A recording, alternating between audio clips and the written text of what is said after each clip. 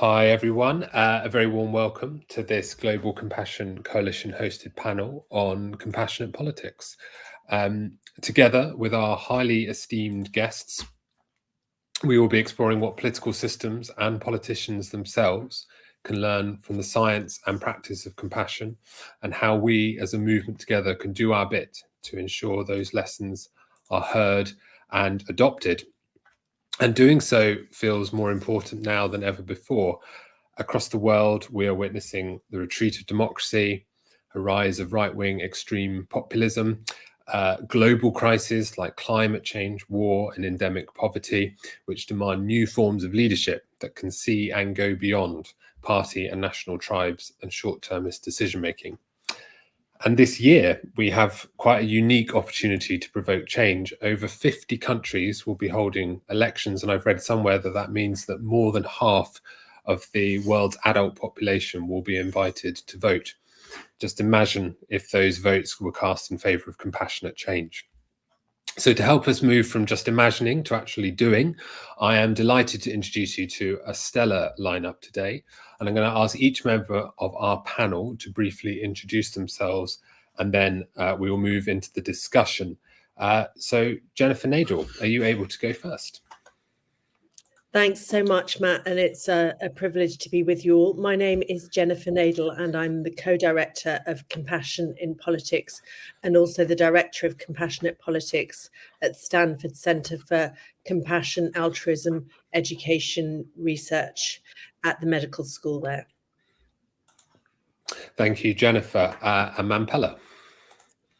I'm Mandila Rampili. I'm a South African, and I chair the Global Compassion Coalition. I was brought up in a country whose politics were anything but compassionate. And so, given where we are in the world today, compassionate politics are really called for. Thank you, Mandila. To. Yes, hello, and thank you again for inviting me for this really inspiring topic of compassionate politics. And I'm really honored to be here with such a wonderful co-panelists. My name is To, Havin To, it's a Vietnamese name. I'm currently the founder and the director of the Eurasia Learning Institute for Happiness and Well-being, and also board member of the Global Compassion Coalition. I've been the director and the co-founder of the Gross National Happiness Center in Bhutan. And before that, I have been working for many years with the International Committee of the Red Cross in war zones and conflict areas. And it's really these experiences of war zones and conflict areas that has led me to get very interested in the idea of compassionate politics as a structural answer to these terrible conflicts that we're witnessing even right now as we speak. Thank you. Thank you, To. And I think we're still waiting for Miriam Williamson to join. So I will let her introduce herself when she's with us. Before we do start, a few bits of housekeeping.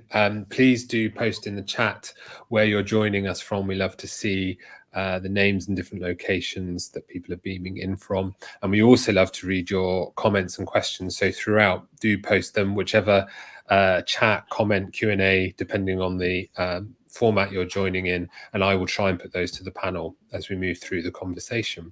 The event is being recorded. It will last 1 hour, and so if you miss anything, need to go back and have a look, please do. Lastly, when Marian does join, she is part way through an election campaign, her own election campaign, so she will sadly leave us at 1:30, but we're very grateful for her taking the time to be with us, even in truncated fashion. So on to the discussion. Compassionate politics can obviously mean so many different things, but I think it's helpful for us to start with thinking about two particular aspects. One is, how do we make policy? And the other is, what does that policy do? So I'm going to turn to Jennifer first and just ask you to define for us what you think compassionate policies look like, and what the focus of a compassionate politician might be. So for me, compassionate politics is about the alleviation of avoidable suffering. We know that life involves inevitable suffering, but much of what people experience as suffering is due to systemic failure, to inequity, to injustice, to unequal distribution of resources, to oppression. And so compassionate politics is designed to ensure equity, to alleviate suffering, and to ensure that we don't enact laws that actually cause harm on those in the most vulnerable circumstances. We have a situation in many countries across the globe where laws are knowingly enacted that are going to cause harm to citizens, and that just has to be completely against what the purpose of politics should be. Politics should be about the protection of citizens and ensuring that everyone has the capacity to flourish and has their basic needs met. Thank you, Jennifer. And To, as Jennifer has obviously picked up there, having governments which really focus on people's well-being and on their basic needs is clearly such an important integral part of compassionate politics. You've done some work on this through the concept of gross national happiness. I wonder if you could tell listeners a little bit about that and why you think it matters not only in what it delivers, but also what it signals about politicians' intentions. Absolutely, thank you. Yeah, so I think one of the first dimension of gross national happiness is focusing as an indicator of the development of a country on the happiness and well-being of all the people, and I would like really to emphasize that all life forms, because we live in a time where we cannot have a competition between humans and other life forms. We need to see it as one unity, as one ecosystem. So instead of focusing in a very one-sided way on development, economic development, and usually this development only serves the few and not the whole, really measure as a main indicator of development of country the happiness and well-being of all the people. And this entails dimensions like psychological well-being, like their physical, of course, physical needs being met, but also things like inclusion, so that it's really about everyone, like mental well-being, community vitality, and the such, so that it's really about focusing the collective attention from a very one-sided perspective of economic development to refocusing on the common good, which is happiness for all people and well-being for all life forms. Thank you, To. Wonderful. And we might come back to sort of the actual implementation of that soon. But Mandila there, To was talking about, I suppose engaging all people and representing all people. And I know from your fantastic work with Reimagine South Africa, such an important part of your commitment to compassionate politics is the engagement of citizens. So why does that matter? To start with, if that's not too obvious a question, and why do you think, certainly in certain communities, we're tending to see a disengagement from politics by the citizens, by the citizenry? Thank you, Matt. Politics, for me, reflect the values that are dominant in society. What we have in terms of indigenous science and knowledge is that we as human beings are part of the web of life within which we are interconnected and interdependent. So there is no such thing as disengaging from politics, because to be human is to be political, because politics is about how we structure our relationships.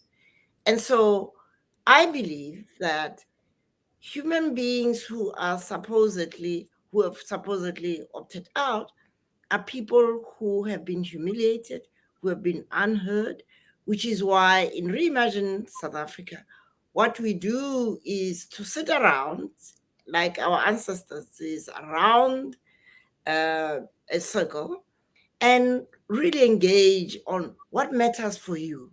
Because it's in being all the time conscious of how each one of us matters, how each life form, as Toro says, matters. And if we are conscious of that, we cannot be disengaged from politics, but also the kind of politics we will have will, by definition, be compassionate, because they will be informed by what we have generated as an internal journey of really being conscious of who we are as human beings.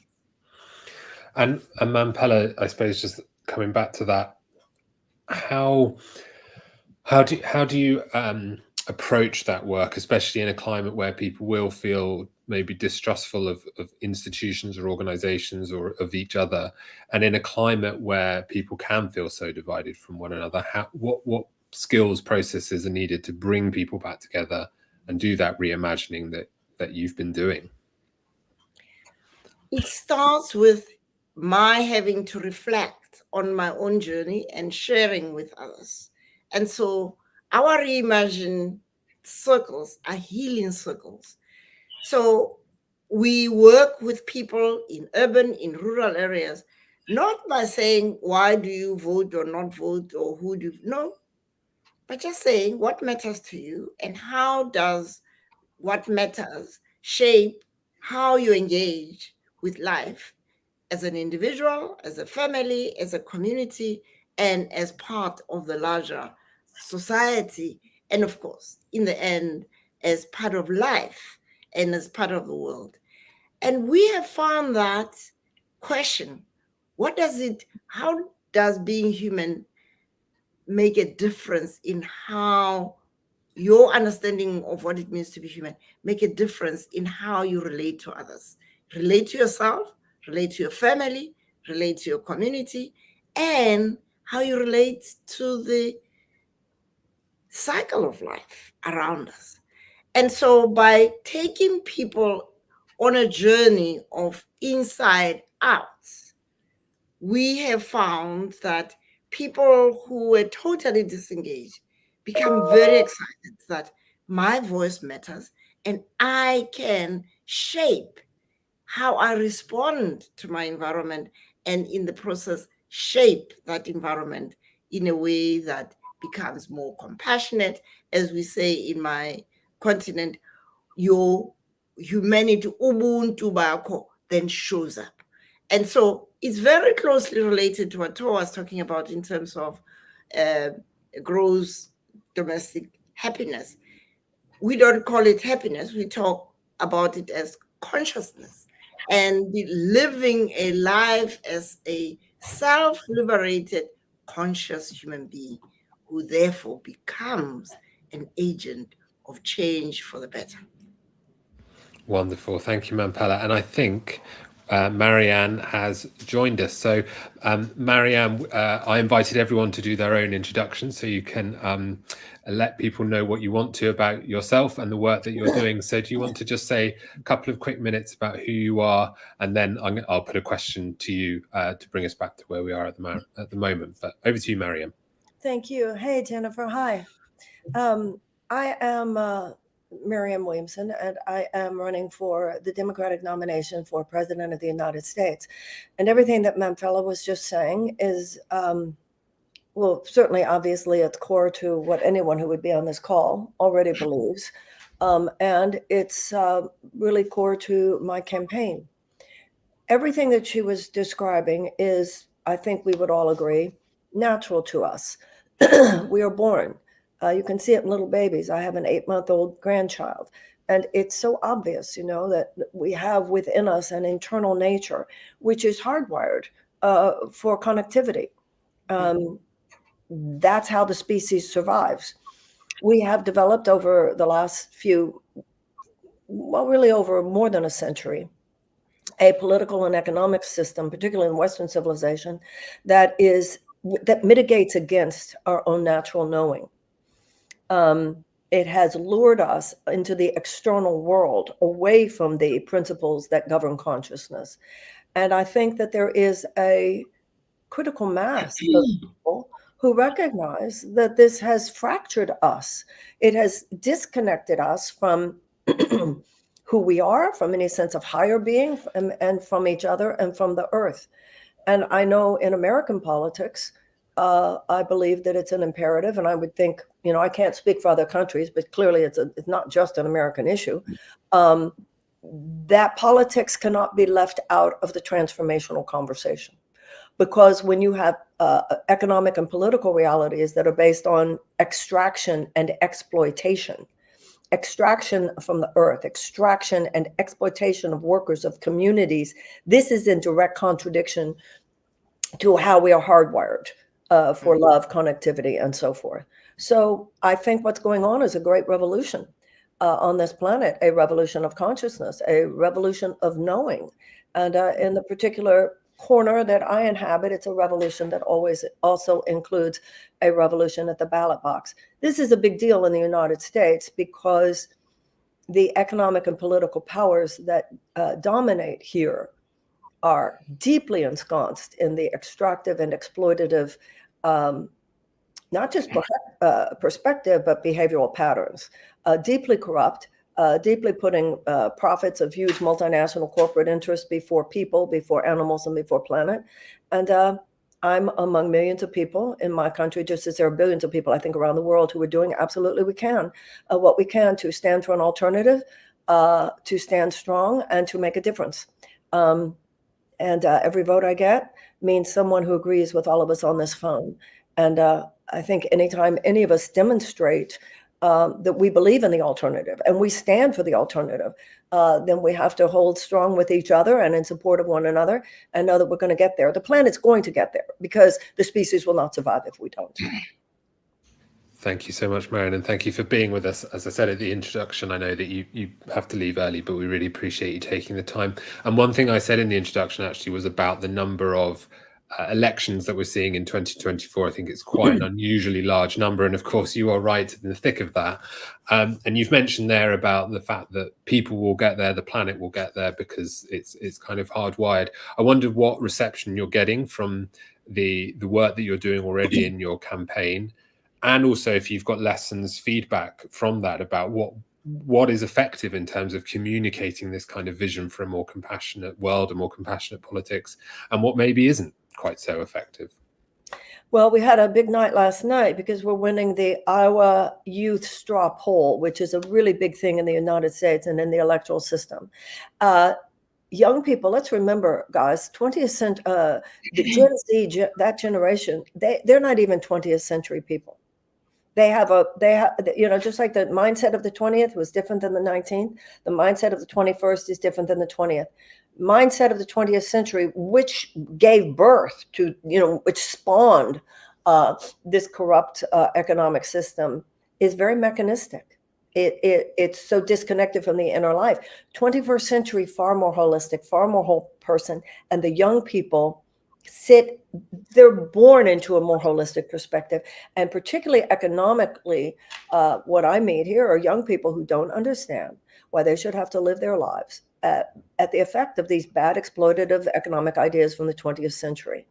They're the first generation to get the full brunt of the pain that this causes in people's lives. So the reaction I'm getting among young people is yes.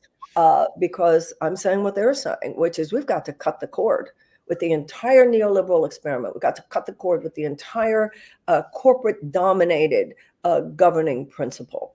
The other people who we get very good response from is older people, because in a system that places your ability to serve it before your own health, safety, and well-being, that system doesn't care about older people. It doesn't care about younger people. So I speak to those who the system doesn't care about. So when they hear me, that's who we're doing well with, younger people and older people, the dispossessed, the marginalized. The problem is that the system, and everybody on this call knows this, the old system that is dying away, it's going to die away through pain or it's going to die away through wisdom, but we all know it's dying. And it's putting up a tremendous resistance.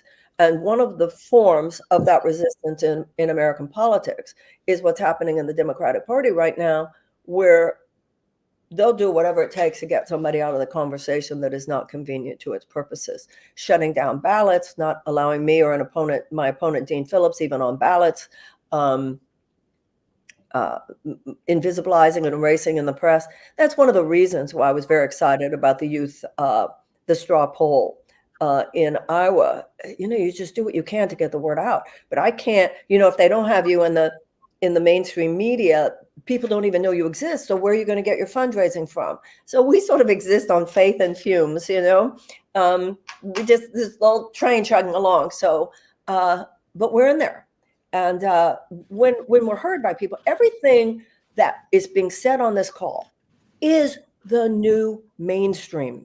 And I think all of us on this call and all of us in these larger fields of personal transformation need to kind of like take a moment to go, you know what, we've all been working on this for decades. And especially with this younger generation coming up, remember, they were raised by mothers who were talking this way because they were raised by mothers who read the kinds of books that we're all talking about. So the change is coming.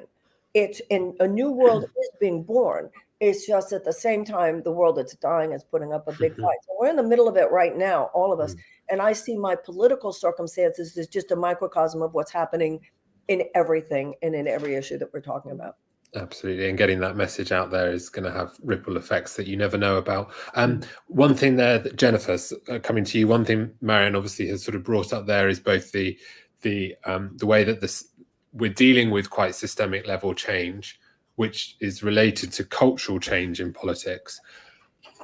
How do you start to untangle that when you've got, both soft traditions that have been handed down over generations? You've got rules which are quite archaic, at least I know for both of us sat in the UK, that's certainly the case, but is probably true for many.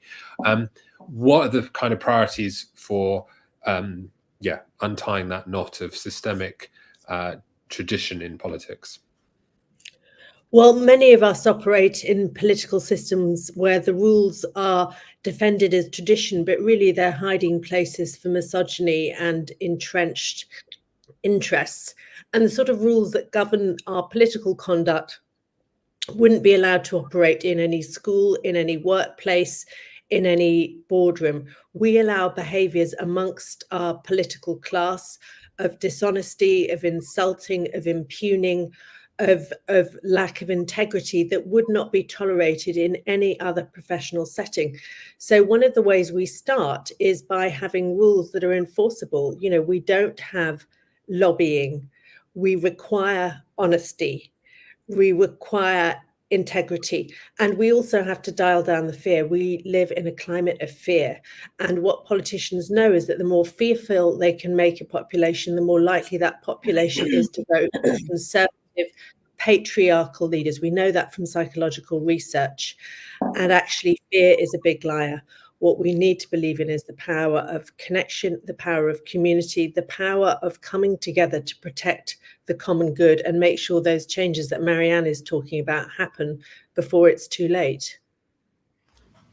Really powerful. Thank you, Jennifer. And To also picking up on another aspect of what Marianne was saying, which was about young people and how their receptivity to this message. I know that your own foundation does a lot of work with education in schools, and I just wondered if you might talk a little bit about, I suppose, the culture in education, and in a way, people may want to keep politics out of schools and out of education, but it's there anyway if you have an education system which responds to a culture of competition and conflict and focuses on that rather than on how we create a compassionate, cooperative society. So I wondered if you could just talk a little bit about the work with young people and how that can kind of inform the future of politics that we might see.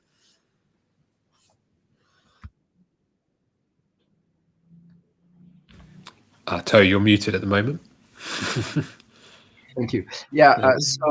Thank you. And I think it's very easy for me to connect with what Marian said when she spoke about this triple disconnection with ourselves, disconnection between people, and disconnection with nature, with the ecosystem, with the planet.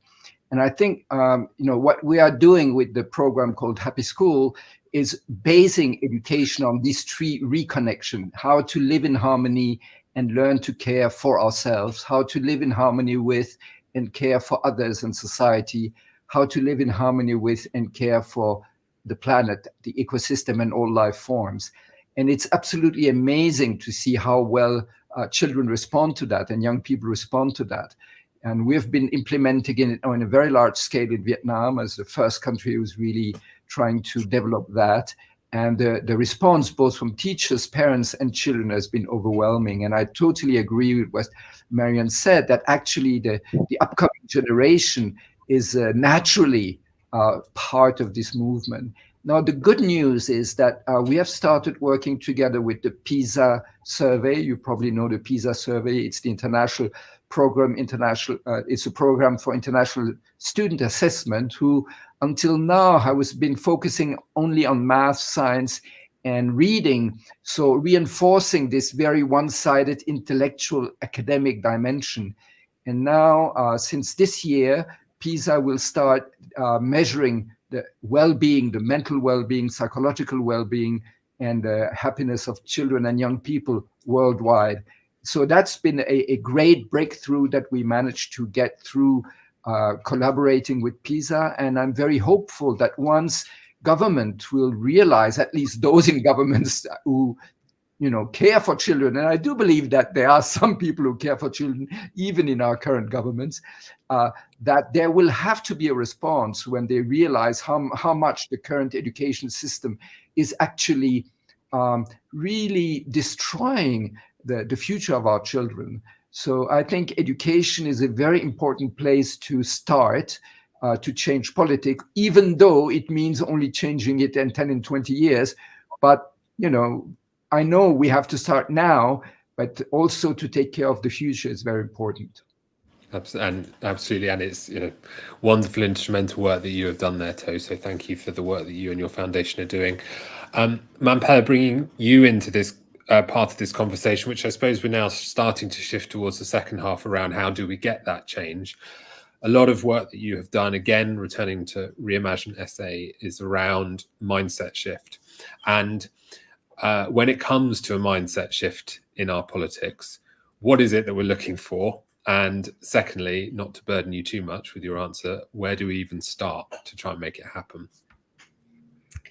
As I said before, and thanks, Marian, for the work you're doing, because I'm a passionate believer that what Margaret Mead said, never underestimate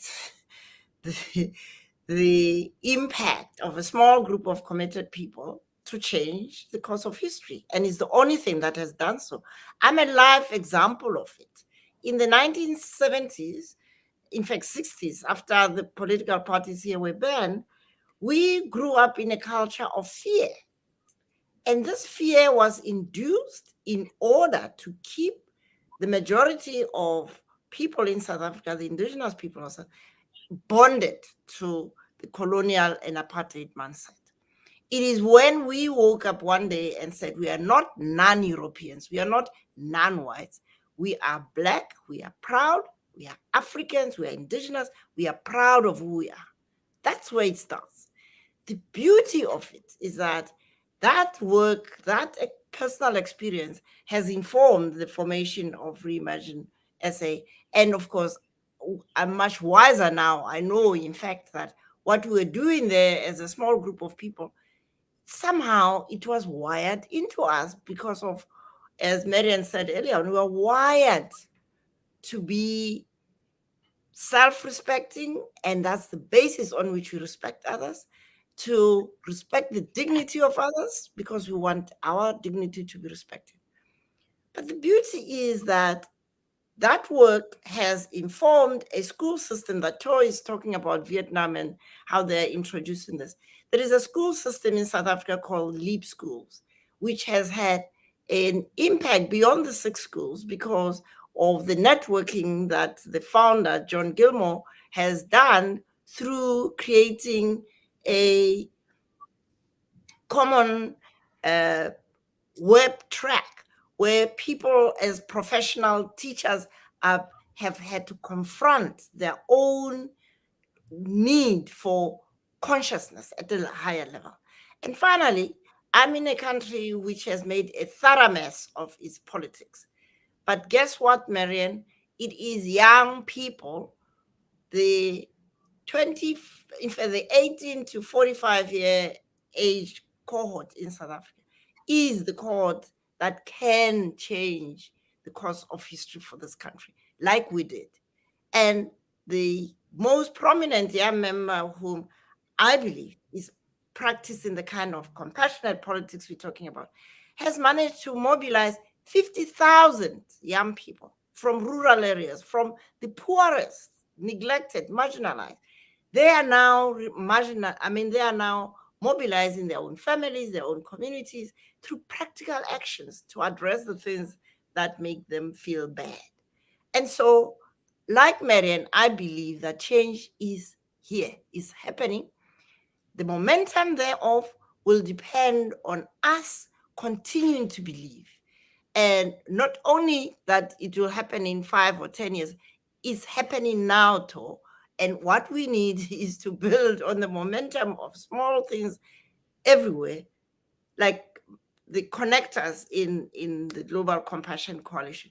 Those are the people who can really help connect us to who we really are, and therefore shift our mindset away from extraction to interdependence and compassion for one another and for the entire web of life. Thank you, Mandila, and thank you for including me in the young person category there. Very pleased about that. Marian, I know that you have to go soon. I think still have to go soon. So possibly your last question, but there is an election coming up in America this year. And I think for people sat outside America, it can seem like it's becoming more, well, the conflict is being ramped up. The kind of standards that it is conforming to are dropping. I wondered if you could give us a sort of a brief summary of that feeling in America right now, and where do you think there are threads of hope that it actually might not turn out to be quite so nasty as some people are fearing or predicting? I don't think what's happening in the United States is that different than anything that has been discussed so far on the call. When you understand deeper dynamics, you are not distracted and waylaid by the particular difference in form that they take in one country or another. By the way, I really want to acknowledge what Jennifer said about misogyny. I didn't even know what it meant until I got into politics, because there are a lot of corners where the shift has already, the new world being born has already allowed for women to have our voice. It's in the political system, certainly in the United States. Remember, we've never even had an American woman as president. So I just really wanted to point that out. But everybody has spoken on this call about what is happening in a way that is just as true in the United States. If you look at the surface level of polarization, that's all a distraction artificially created so that people will not see what the real dichotomy is, and that's between the powerful and the powerless.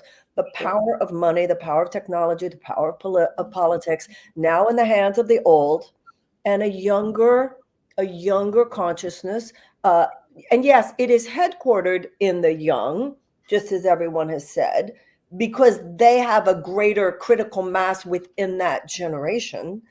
But it's happening. I don't care if you're 80 or 18, people are getting it. And remember, I mean, look at this call. We're not young, but we've all been holding the space. So this is not that different than any generation. The generation might do it. When I think of my own younger generation, when I was young in the United States, yes, the young, it was a youth generation, but it was, Martin Luther King, the Kennedys,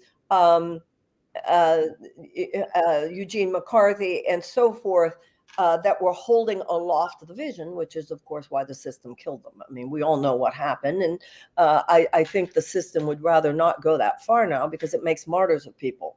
They find different ways to get you out of the conversation, character assassination, etc. But American politics is no different than everything that has been said on this call. And I think that it's very heartening to see that this is a global phenomenon, whether you're talking about young people growing up in Western Europe, whether you're talking about young people growing up in South Africa, whether you're talking about young people growing up in Vietnam, whether you're talking about young people growing up in North America or Latin America. That's where a lot of it's going on.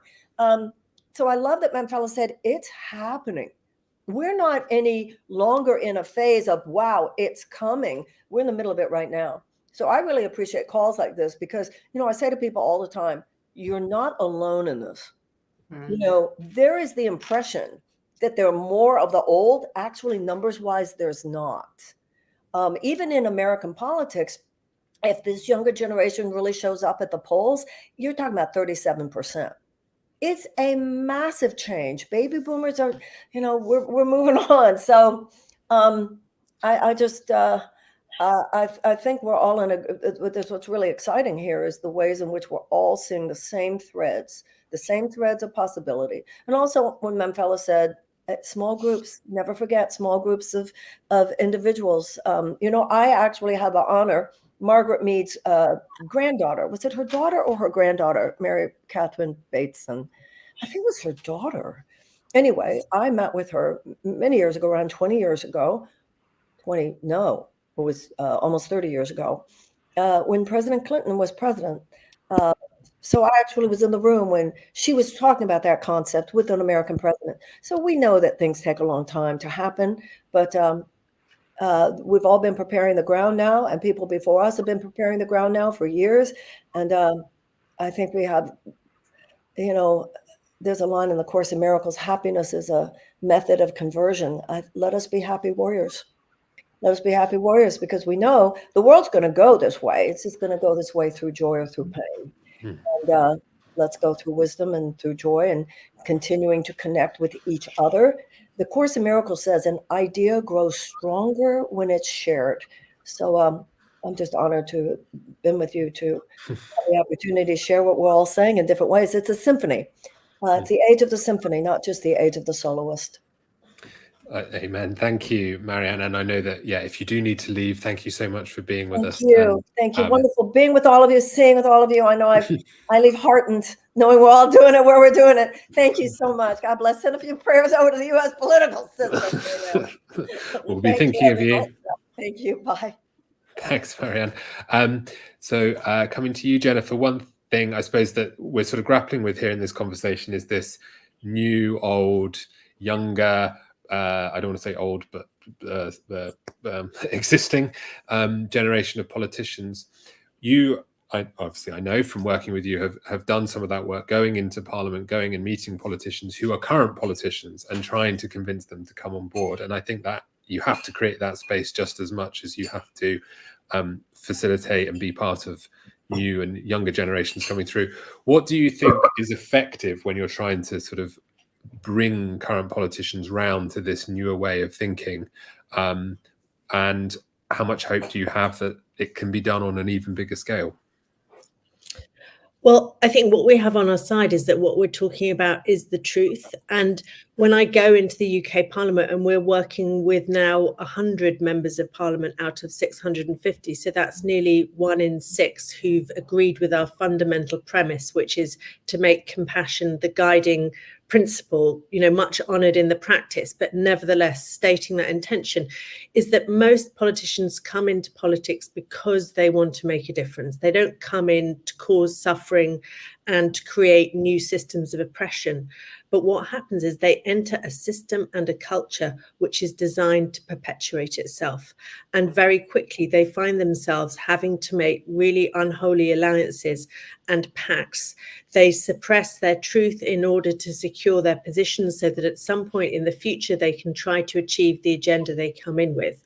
But during that process, they become divorced from what they set out to do in the first place. And then their egos kick in and they say, well, this is really what politics requires. It requires tough decisions. And obviously, I don't like having to make these unpleasant decisions, but because I'm such a brilliant politician, I will take it on the chin. But what they're really doing is abdicating moral responsibility.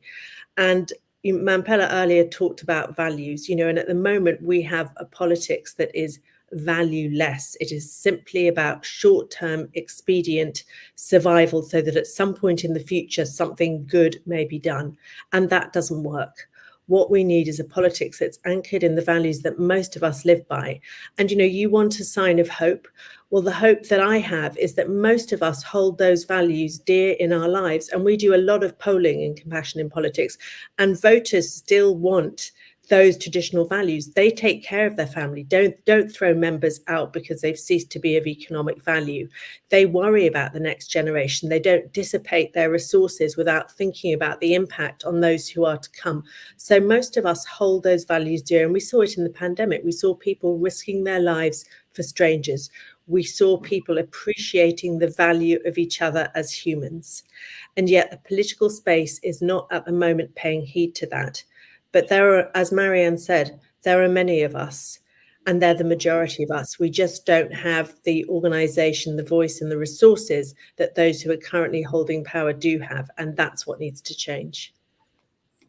And so I suppose moving towards interventions that perhaps even just thinking about we, the GCC, but we, the coalition, we, Compassion in Politics, can make. Mandila, given that's the resources that, I mean, I don't want to use terms like opposition, but others with different views may have, what strategic interventions would you like to see groups, individuals starting to make in addition to the fantastic work that we've talked about that is already going on? I don't think there is any option other than we are the change, and we have to remain the change that we would like to see, as Gandhi told us. And so every opportunity you have within your family, within your community, within your church, within the shopping complex when someone is serving and acts in a strange way. But also, I believe we have the power of the social media, which young people are searching, and what they find on TikTok or on X, whatever, is just garbage. Now, why don't we, again, going back to Margaret Mead, have these connectors of yours, Matt, and the democracy builders of this young man called Songezo Zibi here, who started something called Rise Mzansi, Rise Up South Africa. And it is rising because these young people now have something to talk about other than what fashion or what kind of liquor brand, or it's all about, I want to make my village better. I want to improve my skills so that I can be a better mobilizer, but also be employable and have a livelihood that I can be independent as a person, but within the interdependence of my community and my society. And so, and in the case of the LEAP schools, for example, that I was talking about, these are young people who come from slum areas, the poorest of the poor. It's amazing that after a few weeks of being exposed to these circles of healing as the first period of every day, at the end of the first quarter, those young people are like flowers that have come out of this bud. And when you visit one of these schools, they'll be the ones taking you around and say, this is what we do. And, here are our values. Values? Yeah. These are our values. And it doesn't matter whether you're a whiz kid or whatever. If you are dishonest, if you don't acknowledge mistakes you make, it's not right. And it is your peers who are going to hold you accountable. And so I think to counter this built-in system of exclusion and self-perpetuation, we the people, there are more of us than them. And this is what happened here with the end of apartheid. It didn't end because some Mandela came out and saved us. No, it ended because the great unwashed, who were us at that time as young students, decided if you're a teacher, your teaching method must be self-liberated. If you're a doctor, same thing. If you're a lawyer, if you're wherever you are. So as a doctor, I worked with the poorest people. We didn't talk about politics. We talked about life. We talked about relationships. And we addressed the immediate problems of women losing children and regarding that as a normal process. And those women today, I tell you, they are the community leaders in their places. So it can and is happening. Thank you, Mandila. And I think taking up that mantle of we the people, this is a poor segue, but I did want to just remind everyone who's out there to please send in questions or comments that you have as we're coming towards the final 15 minutes. We'd love to hear your views and questions that you might have.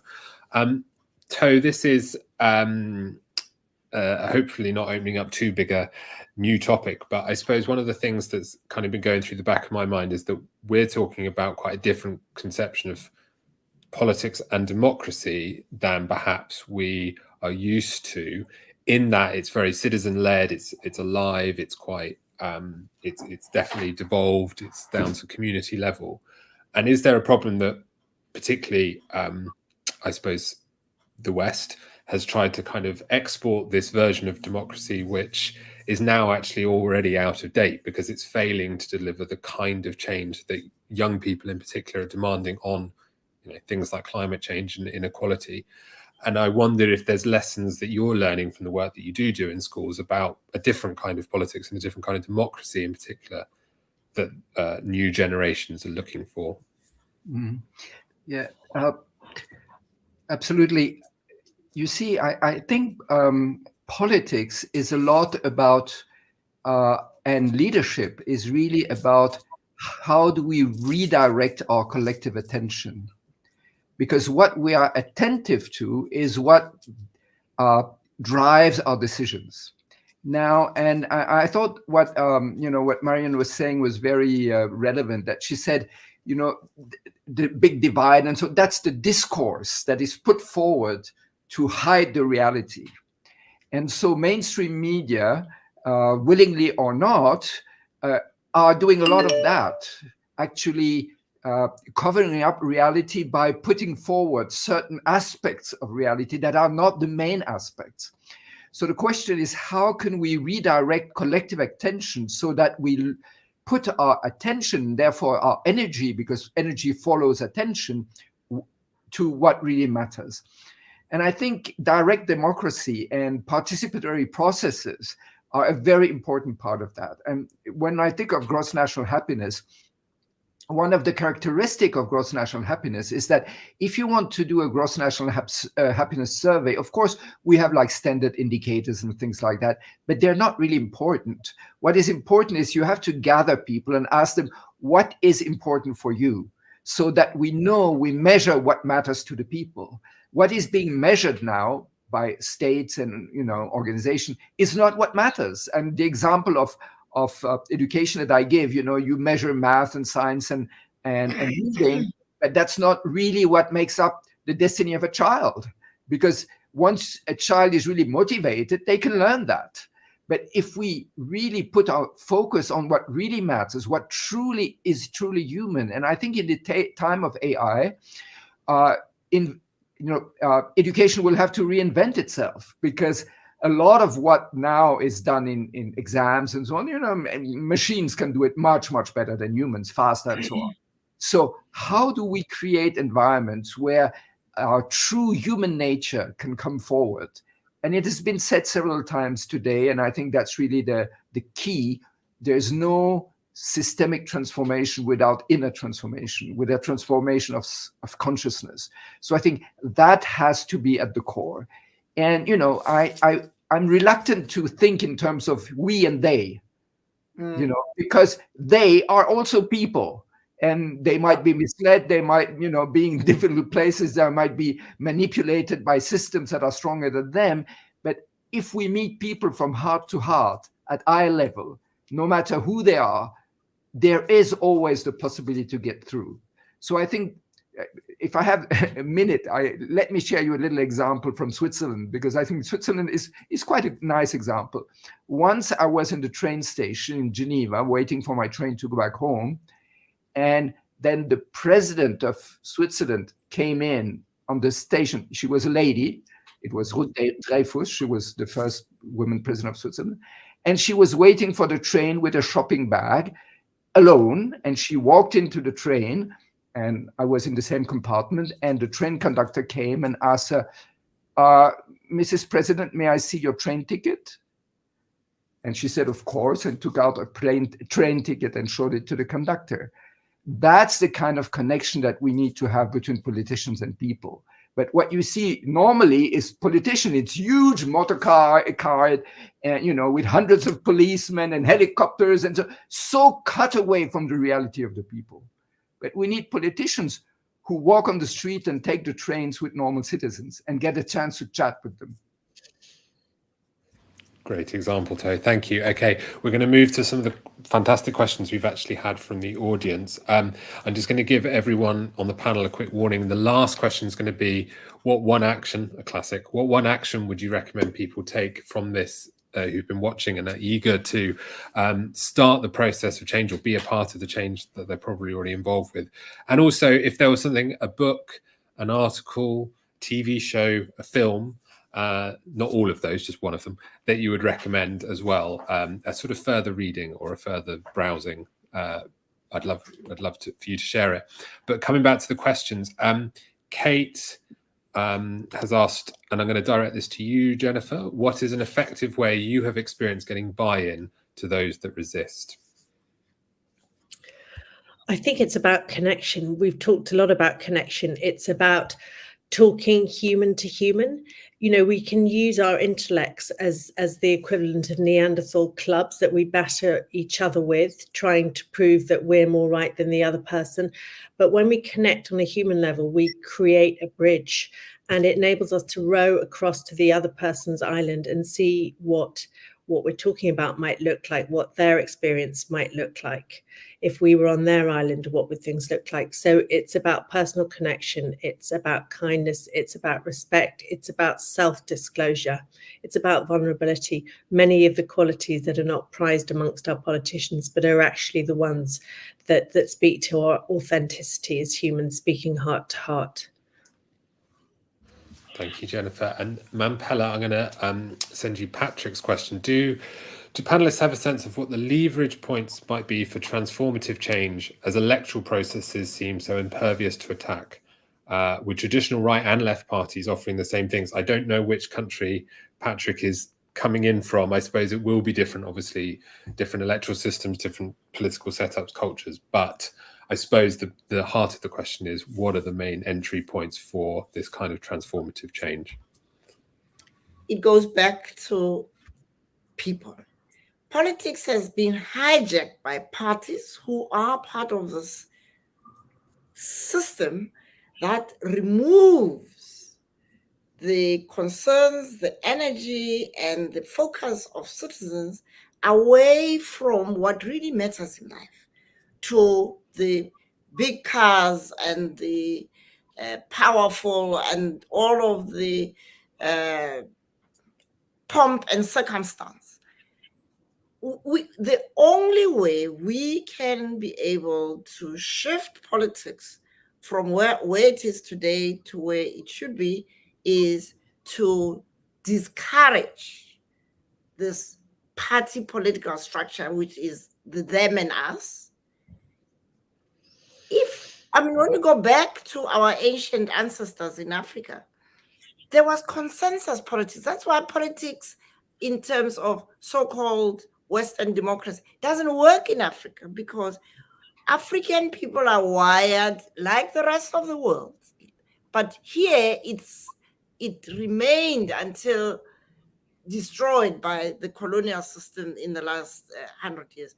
But consensus politics is what really works. And that is about one of us, first amongst equals, as To was saying, that kind of, and Switzerland is a typical example of consensus politics, where there isn't a dominant party.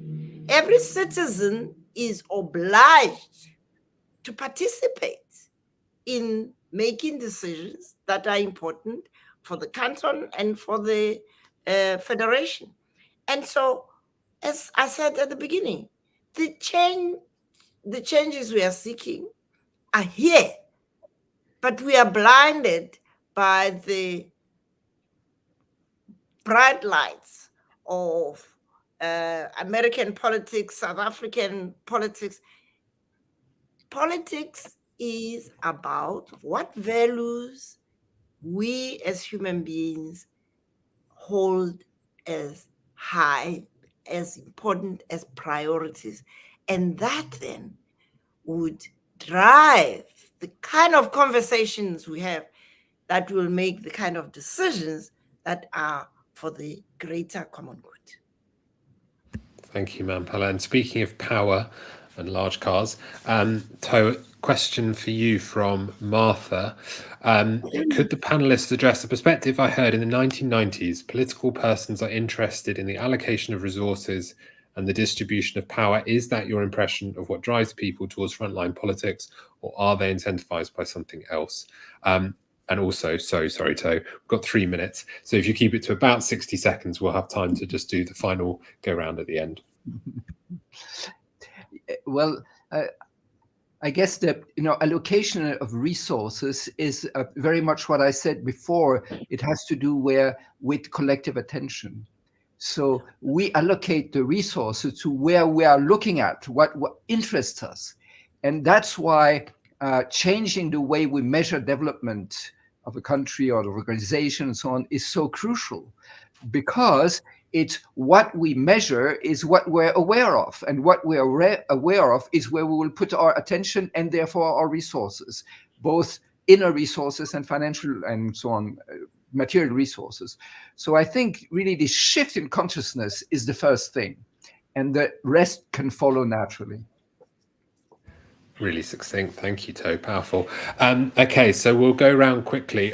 One thing that a comment was asked around, what is the Connectors program? So I'll just do a very short introduction to that. So we, the Global Compassion Coalition, have, and the link is there, have a volunteers program of connectors across the world. We have about 1,800 people signed up. And really the object of that is to try and create communities of compassion.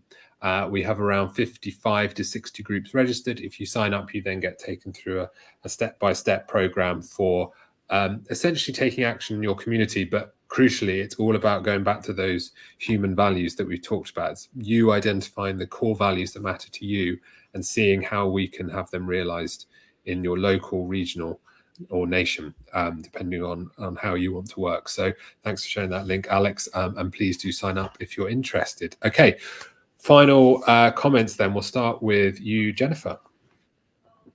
Thank you. So the action you can take is to sign up to the Connectors program that Matt has just talked about. Connection is absolutely crucial, and becoming an active citizen.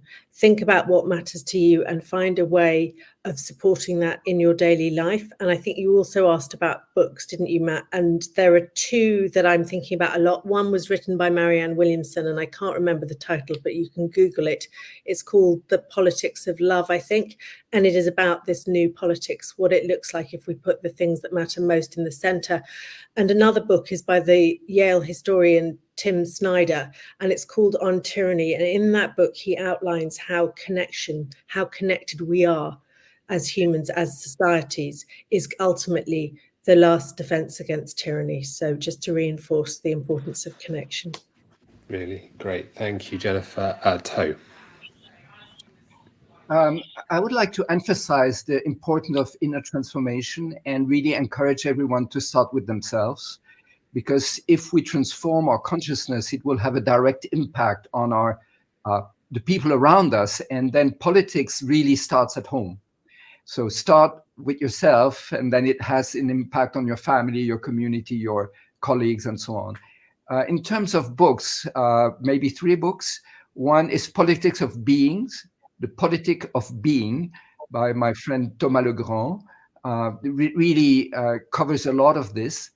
Second book that I would like to recommend is Humankind by Rutger Bregman, and it's not about politics, but it's about rediscovering the true nature of the human being, which is basically the basic goodness that we have been speaking about. So it shifts our view from egoistic homo economicus to our fundamental goodness, really science-based. And if I may, for those who want to hear more about gross national happiness, you can read my book, which is called The Culture of Happiness. Thank you, Joe. You're very welcome to do that. And adding to the list of books that I need to get and have not yet read, which will not necessarily impress my partner.